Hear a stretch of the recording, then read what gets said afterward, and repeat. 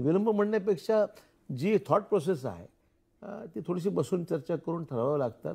कधी कधी 3 पक्षाचं सरकार असल्यामुळे खाते वाटपाचा विषय होता, त्यात ही चर्चा करावी लागली. त्यातून मग कोणाला घ्यायचं मंत्रिमंडळामध्ये, इतरांचं कसं करायचं, सामावून कसं घ्यायचं, हे बरेच कारण 3 पक्षाचं, कारण त्याला जागेच्या मर्यादा आम्हाला आल्या. आमच्या वाटेला 12 मंत्रिपदं आली, बरोबर, 14 आली शिवसेनेला आणि 16 गेली राष्ट्रवादीकडे. या सगळ्या प्रक्रियेमध्ये जे काही चर्चा होते त्यातून थोडंसं आहेत, काही विषय होतात. पण या सगळ्या चर्चेच्या घोळामध्ये थेट वादावादी झाली. वादावादी झाली नाही. अजितदादा आणि तुमच्यासोबत वादावादी कसं आहे की बातम्या खूप जे काय बऱ्याचशा वेळेस माध्यम रंगून बऱ्याचशा गोष्टी सांगतात, तसं काही नाही. चर्चा होत असते, बोलणं होत असतं. त्यांचे माझे संबंध चांगले आहेत. उद्धव ठाकरेजींची पहिलीच वेळ आहे की आम्ही त्यांच्याशी कुठेतरी इंटरॅक्शन करतोय. पण मोठा हा विषय आता मार्गी लागलेला आहे. इतिहास जमा सगळ्या गोष्टी झाल्यात आणि आता आम्ही पुढे कामाला लागलेलो आहोत. सरकार गठीत झालेलं आहे, मंत्रिमंडळ झालेलं आहे, खातेवाटप झालेलं आहे. तर आता विषय तसा राहिलेला नाही. नाराजी सगळ्यांची दूर झाली आणि तुमची स्वतःची, तुम्हाला महसूल खातं पाहिजे होतं. मला काही नाराजी असं आहे की स्वाभाविक आहे, मी राज्यातला मुख्यमंत्री राहिलेलो आहे. आज मंत्रिमंडळाने काही कारणास्तव मंत्रिमंडळात मी सामील झालेलो आहे. तर ठीक आहे, त्याच्यामध्ये काही कुठलं डिपार्टमेंट मिळालं आणि कुठलं नाही मिळालं हा विषय फारसा गौण आहे. पण तो आता सर्व तो मिटलेला आहे आणि सर्व कामाला लागलेलं. ज्या विभागाचं मंत्रिपद तुम्हाला मिळालेलं आहे, सार्वजनिक बांधकाम विभाग, महाराष्ट्रामध्ये या विभागासंदर्भातच्या बातम्या जास्त असतात, लोकांच्या अपेक्षा पण जास्त असतात. आणि आता गेल्या मंत्रिमंडळाची सगळी फॉर्मेशनची स्टेज होती. पहिल्या टप्प्यामध्ये मोठ्या प्रमाणात चर्चा झाली, ती म्हणजे की अनेक ठेकेदारांनी कामं न करता बिलं उचललेली होती यामधल्या काळामध्ये. हा विषय मागच्या काळात जो झालेला आहे तो अतिशय गंभीर आहे.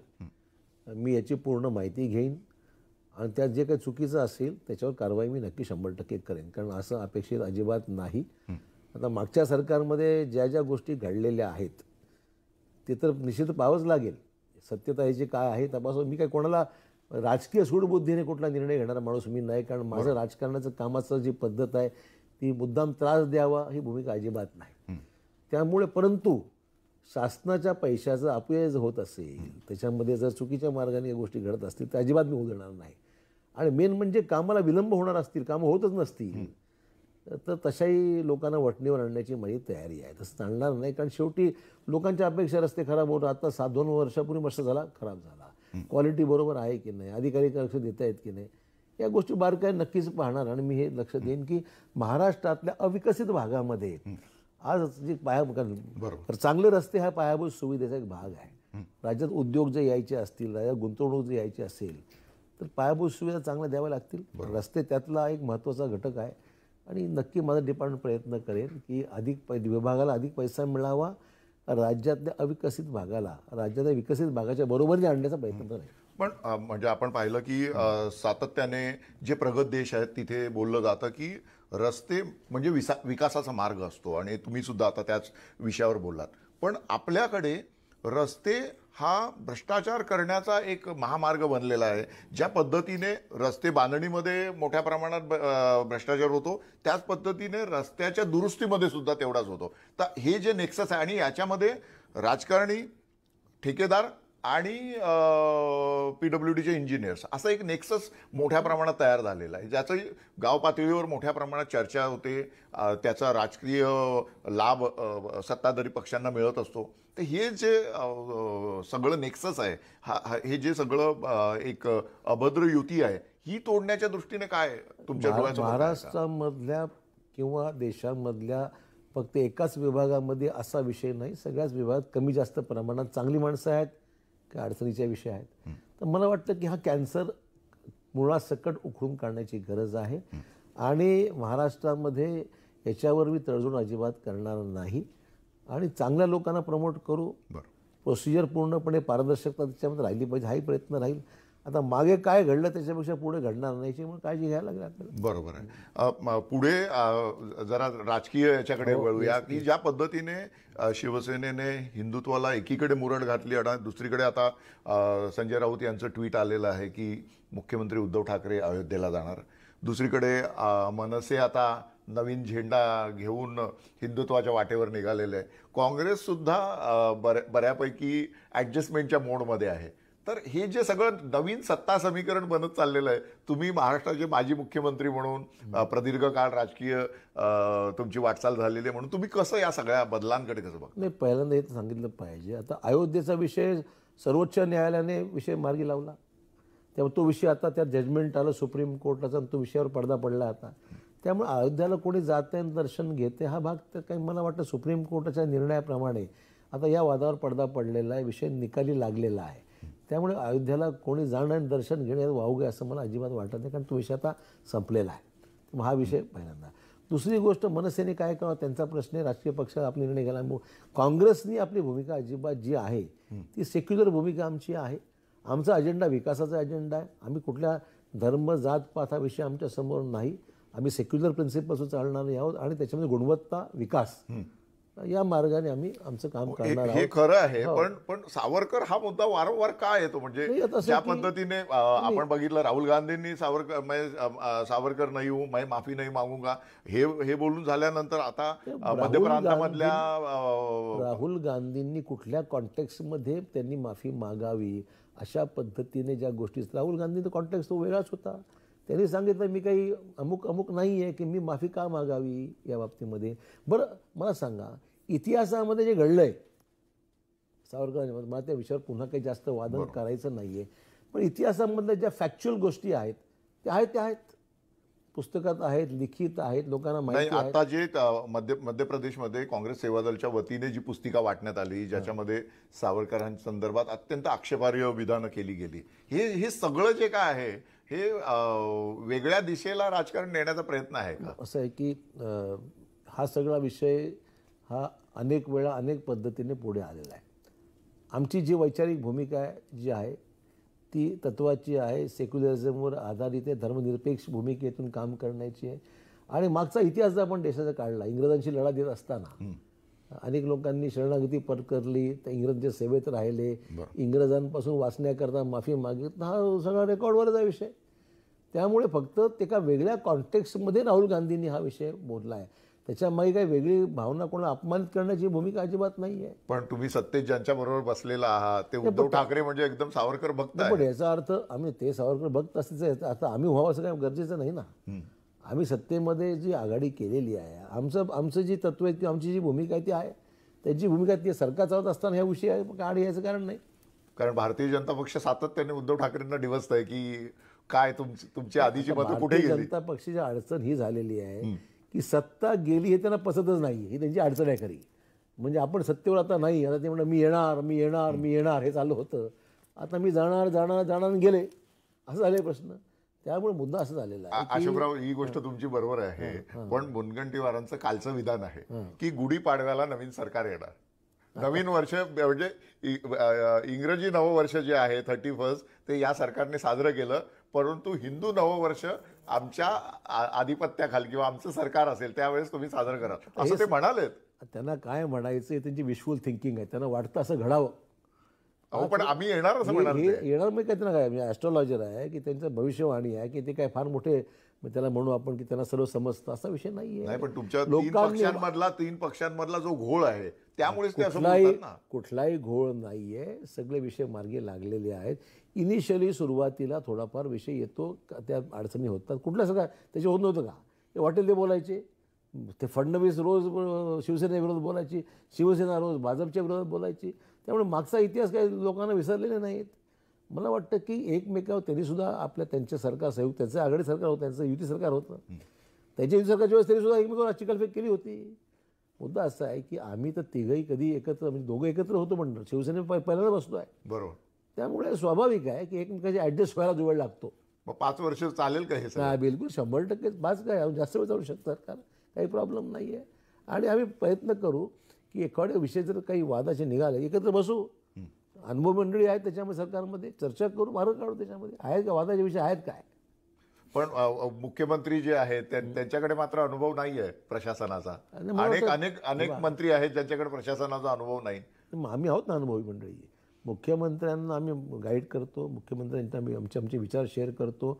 बऱ्याचशा वेळेस चर्चा होती आमची अगोदर. मला काही तसं काही अडचणीचं फारसं वाटत नाही. पण उलट मुख्यमंत्र्यांनी आज एवढ्या सार्वजनिक जीवनामध्ये एवढ्या जाहीर सभेला त्यांनी संबोधित केलेलं आहे.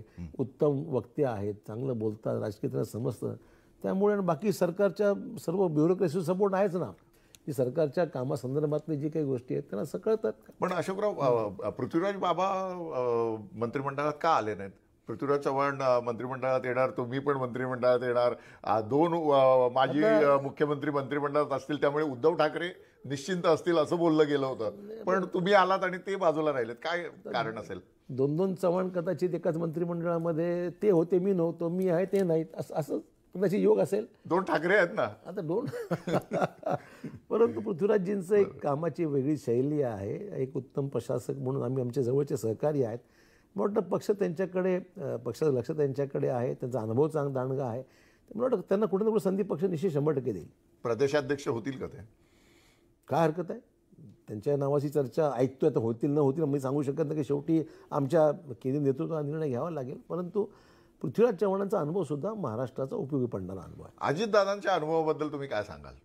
त्यांनी तर गेल्या 1.25 महिन्यामध्ये 2 वेळा उपमुख्यमंत्री पदाची शपथ घेतलेली आहे. साहेब, तो त्यांच्या राष्ट्रवादी पक्षातला अंतर्गत मामला आहे. आज आम्ही मंत्रिमंडळात सहकारी आहोत, त्याच्यामुळे मी त्यांच्यावर कुठली जाहीर टिप्पणी करणार नाही. ठीक आहे, त्यांनी त्यांच्या पद्धतीने, त्यांची शैली वेगळी आहे, काम करायची पद्धत वेगळी पण ते आता बॉस आहेत तुमचे, ते उपमुख्यमंत्री, तुम्ही याच्या आधी मुख्यमंत्री म्हणून तुमच्याबरोबर त्यांनी काम केलेलं आहे. आम्ही सर्व समान आहोत, कोणी कोणाचा बॉस या ठिकाणी नाही. आम्ही सर्व सहकारी आहोत एकमेकांचे आणि माझे संबंध त्यांचे उत्तम आहे. अजितदादांनी ज्या पद्धतीने एकूण मंत्रिमंडळाच्या कामासंदर्भात अपेक्षा गेल्या काही काळामध्ये केलेल्या आहेत आणि त्यांनी त्यांची भूमिका सुद्धा वारंवार स्पष्ट केलेली आहे की हे सरकार वेगळ्या पद्धतीने चालेल. तर वेगळ्या पद्धतीने म्हणजे नेमकं काय? वेगळी पद्धत म्हणजे कामात गती राहिली पाहिजे, निर्णय प्रक्रिया जलद गतीने झाली पाहिजे, कामाची गेल्या निर्णयाची अंमलबजावणी झाली पाहिजे आणि ज्या सामान्य माणसाकरता आपण हे करतोय त्या माणसाचं त्याला केंद्रबिंदू समून सरकारने निर्णय घेतले पाहिजेत. हे काही म्हणजे हे सरकार काही श्रीमंतांचं सरकार किंवा मोठ्या लोकांचं सरकार नाही. ठीक आहे, त्यांचे प्रश्न वेगळे आहेत. पण खरं सांगू का? म्हणजे मी सॉरी तुम्हाला मध्ये रोखतो. हे सरकार खरं म्हणजे घराणेशाही असणाऱ्या नेत्यांचं सरकार आहे. कारण निम्म्याहून अधिक मंत्री जे आहेत हे घराणेशाहीची पार्श्वभूमी असलेली. मला काही समजत नाही. हा विषय आज नाही, गेल्या 25-30 माझी सुरुवात झाली तेव्हा हाच प्रश्न होता आणि आज तोच प्रश्न लोक सांगतात. मुद्दा असा आहे, एखाद्या व्यक्तीला कोणी कोणाचा कोण आहे, मी कोणाचा मुलगा आहे, मी कोणाचा नातेवाईक आहे, हे माझं क्वालिफिकेशन होऊ शकत नाही आणि हे माझं डिस्क्वालिफिकेशनसुद्धा होऊ शकत नाही. जर मी जनतेमधून निवडून गेलो तर लोक मला विचारतील, नाही निवडून गेलो तर प्रश्नच उद्भवत नाही. तर राज्यामध्ये अनेक मोठ्या नेत्यांचे नातेवाईक कधी कुठे पराभूतसुद्धा झालेले आहेत. त्यामुळे कोणाचं कोण असणं उलट त्याचा ॲडव्हान्टेज मिळू शकतो ना बऱ्याचशा वेळेस, की अनुभवी माणसं. अर्थात सगळंच तसं करा असं म्हणणार नाही. सामान्य कार्यकर्ते भरपूर आहेत, नवीन लोकांना संधी दिली पाहिजे, नवीन चेहरे मंत्रिमंडळात आले पाहिजे, वादच नाही. पण अशोकराव, तुमच्या पक्षातले तर अनेक लोक नाराज आहेत त्याच्यामुळे की आम्हाला सत्तेच्या पदापर्यंत पोहोचताच येत नाही आणि ती नाराजी त्यांनी उघडपणे वेगवेगळ्या मार्गाने दाखवलेले, कार्यालयाच्या तोडफोडीपासून तर अनेक गोष्टींपर्यंत. जे काय झालं ते योग्य झालं नाही असं म्हणत मी. आता ठीक आहे, नाराजी आहे काही लोकांची, मी नाकारत नाही. समजवण्याचं काम करून त्यांना सुद्धा आपण संधी अनेक ठिकाणी आजही बऱ्याच ठिकाणी काम करायला वाव देता येईल अशी माझी पक्की धारणा आहे आणि ते सर्व आमचे सहकारी आहेत, त्यांना विश्वासात घेऊन सुद्धा त्या अनेक ठिकाणी कसं सामावून घेता येईल प्रयत्न आम्ही करू. अब्दुल सत्तार तुमच्या पक्षातून सेनेत गेले आणि तिकडे त्यांनी नाराजी पण दर्शवली राज्यमंत्रीपद. स्वभावाचा भाग आहे ना, इकडे असं असंच करायचं, तिथे तसंच करताय, स्वभावाचा भाग आहे, काय करणार त्याला. मग त्यांना आता परत काँग्रेसच्या फोल्डमध्ये घेणार का? म्हणजे नाही, कशाला, तिकडे आमदार झालेत ते, आता ते शिवसेनेचे आमदार आहेत, ते सहकारी पक्षात आमचे एकमेकाचे आघाडी सरकारमध्ये मंत्री आहेत, त्याच्यामुळे आता ते तिथे असल्यामुळे आमची भूमिका एवढं दिल्या घरी सुखी राहा असं म्हणतात, तसंच असं म्हणणं किंवा आमचं काही म्हणणं नाही. अशोकराव, शेवटचा प्रश्न की या सरकारच्या समोरच्या प्रायोरिटीज कोणत्या आहेत? या सरकारसमोर अनेक आव्हानात्मक परिस्थिती आहेत आणि त्यातून मार्ग काढत पुढे चालायचं आहे आपल्याला. एक तर सर्वात ज्वलंत प्रश्न म्हणजे महाराष्ट्रामध्ये होणाऱ्या शेतकऱ्यांच्या आत्महत्या. शेतकऱ्यांच्या आत्महत्या, उद्योजकांनी सुद्धा आत्महत्या काही ठिकाणी केलेल्या आहेत, ते बातम्या आलेल्या आहेत. ही जी परिस्थिती निर्माण झाली ती नियंत्रणात आणण्याकरता उपाययोजना आखणे हा त्यातला महाराष्ट्रासाठी एक गंभीर विषय आहे आणि मी हा विषय हाताळला राज्याचा मुख्यमंत्री या नात्याने. त्यामुळे या विषयाला सर्वोच्च प्राधान्य देऊन लोकांनी शेतकऱ्यांनी आत्महत्या करू नये, महाराष्ट्रातल्या कुठल्याही माणसाला आत्महत्या करायची वेळ येऊ नये आर्थिक अडचणीमुळे, आणि त्यावर मार्ग काढण्याची गरज आहे. हा त्यातला पहिला. बेरोजगारी हा सगळ्यात मोठा ज्वलंत प्रश्न आहे. जास्तीत जास्त मग स्वयंरोजगाराचा विषय असो, नोकरी धंदा उपयोग त्याला मदत करायचा विषय असो, ज्या मार्गाने शक्य असेल त्या मार्गाने बेरोजगारांना रोजगार देणं हा त्यातला महत्त्वाचा भाग आहे. महाराष्ट्रातल्या अविकसित भागाला महाराष्ट्रातल्या विकसित भागाच्या तुलनेने बरोबरीने आणणं, अनुशेष दूर करणं, आणि महाराष्ट्रातला मग मराठवाड्यातला जो भाग आहे, विदर्भातला काही, विदर्भ म्हणजे फक्त नागपूरच नाही तर विदर्भात अनेक बाकीचे जिल्हे आहेत, त्यांचा प्रश्न आहे. नक्सल इफेक्टेड एरियाज काही अजूनही आहेत. तर या सगळ्या भागाला मेन स्ट्रीममध्ये आणणं हा त्यातला एक महत्त्वाचा भाग आहे. सर्वात महत्त्वाचं म्हणजे एक सामाजिक जे वातावरण राज्यामधलं आहे ते एक सलोख्याचं चांगलं वातावरण राहावं. त्याकरता जे काही करण्याची गरज आहे, सामाजिक सलोखा निर्माण करणं. अशोकराव, सामाजिक सलोख्यावरून मला वाटलं की शरद पवार यांनी सुद्धा सांगितलेलं होतं की गृह खातं घ्यायला कोणी तयार नव्हतं, तर का अशी वेळ का महाराष्ट्रावर यावी? ते गृह खातं घेणं म्हणजे पूर्वीचं गृह खातं आणि आजच्या गृह खात्यामध्ये खूप फरक पडलेला आहे. एकेकाळी गृह खात्याकडे जी कामं होती मर्यादित होती, पण आज रोज काही ना काही विषय आहेत. रोज आंदोलन आहे, रोज भानगडी आहेत, रोज जातीय संघर्ष आहे. कारण ह्याला मेन खतपाणी घालणारं हे भाजप सरकार केंद्रातलं आणि महाराष्ट्रामध्ये गेल्या 5 वर्षांमध्ये जातीयतेला खतपाणी घालून मग सामाजिक संघर्ष निर्माण करून आपली जी वोट बँक आहे ते पक्क करण्याचं काम मागच्या 5 वर्षांमध्ये खूप मोठ्या प्रमाणावर भाजप प्रणित. आज आपण पाहिलं JNUमध्ये काय घडलं, तुफान मारामारी झाली, लोकांना, विद्यार्थ्यांना मारहाण होते आहे. अननोन लोक घुसतात तिथे विद्यापीठामध्ये, हॉस्टेलमध्ये जातात, मारहाण करतात, पोलीस बघायची भूमिका घेते केंद्रामध्ये. तर अशा विषयामुळे खूप एक उद्रेक झालेला आहे देशामध्ये, भीतीचं वातावरण आहे. तुम्हाला राहुल बजाज मुंबईमध्ये गृहमंत्री मुंबई आले असताना राहुल बजाजांनी त्यांना सांगितलं की तुमच्यासमोर अनेक लोक बोलणार नाहीत, पण लोकांच्या मनात भीती आहे की आम्ही बोललं त्याचं काय परिणाम दुष्परिणाम होतील, मोकळं बोलण्याची सुद्धा वाव या सरकारमध्ये नाही आहे. असं प्रकारचं त्यांचं वक्तव्य मुंबईच्या इकॉनॉमिक टाइम्स अवॉर्डच्या फंक्शनमध्ये राहुल बजाजसारखा एक उद्योगपती घेतो, ही गंभीर बाब वाटत नाही. आम्ही बोलतो का म्हणजे तुम्ही त्यांच्या विरोधात बोलता म्हणून, पण उद्योजकांच्या मिटिंगमध्ये अशा प्रकारचा मुद्दा उपस्थित होतो, ही गंभीर बाब आहे. त्यामुळे राज्यामध्ये जी काही परिस्थिती आहे ती चांगलं वातावरण निर्माण ठेवणं, विकासात्मक कामावर जरूर बोला, प्रश्नावर जरूर सांगा, काय केलं पाहिजे ते सांगा, मदत जरूर करेल. पण जातीय सलोखाच राहिला आणि रोज वाद होत राहील, जातीय तणाव निर्माण होत राहिला तर राज्य चालणार कसं? पण ज्या पद्धतीने शरद पवारांनी ते विधान केलं, त्यांच्या पक्षातल्या ज्येष्ठ नेत्यांनी गृह खातं नाकारणं किंवा अन्य बरोबरच्या पक्षांनी गृह खातं नाकारणं, ही महाराष्ट्राला जी सक्षम नेतृत्वाची परंपरा लाभलेली होती ते सक्षम नेतृत्व कमतरता झाल्याचं लक्षण नाही का? नाही, गृह खातं सांभाळणं फार एक आव्हानात्मक काम आहे. खूप टेन्शन आहे त्याच्यामध्ये आणि खूप कटकटी म्हणेन मी त्याला आहेत. त्यामुळे माणसाला वाटतं की बा हे रोज कुठे करत बसा, असं थोडंसं एक त्यातला बाब मला वाटतं की अनुभवी मंडळी बरीचशी, असं काही नाही. आमच्याकडे असं आम्ही घेतलं असतं.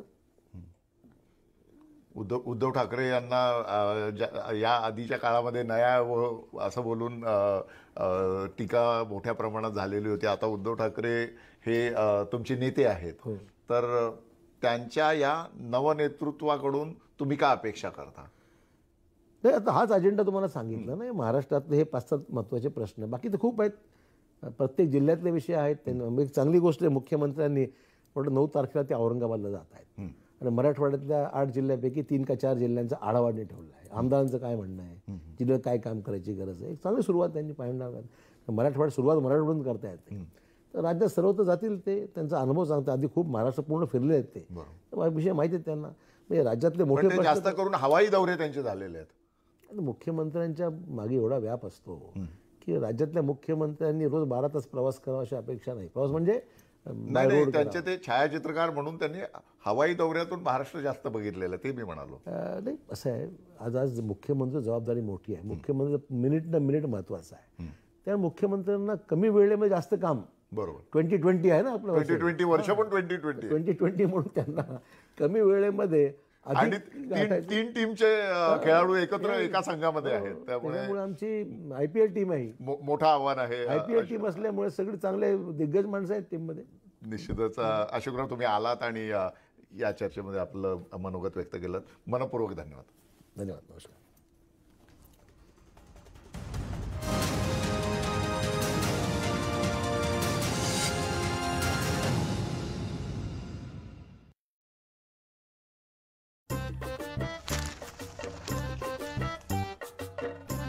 અરે ભૈયા ઓનલાઈન લર્નિંગ વર્નિંગ આ બધું શું છે હું તો कुछ समझ में नहीं आता है. अरे पप्पा, यहाँ से एक बार समझ लेती हूँ तो फॉरएवर याद रहता है. वो रेवर या मम्मी का नाम याद नहीं रहता है. इनकी पढ़ाई को लेके हम इन्हें